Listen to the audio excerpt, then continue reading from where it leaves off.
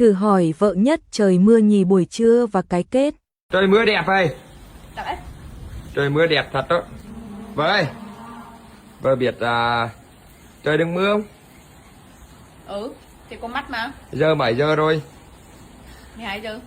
Đó, các cô bảo rằng á, nhất trời mưa, nhì buổi trưa. Hiểu không? Thì đã. Hiểu chưa? Được rồi. Cái dư răng đó. Đi vô phòng. Con cãi ngủ hết rồi. Răng mà vội nữa. 12 giờ rồi. Vô nhanh nhanh ấy chứ kìa. Dừng lại. Nghe cho kỳ nhá. 12 giờ trưa rồi, cơm chưa cắn. Con để quả ngu lăn lóc hết trong nhà rồi. Chứ để mà rủ như thật.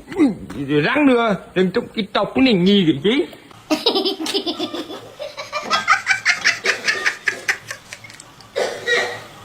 Nhìn gì quá.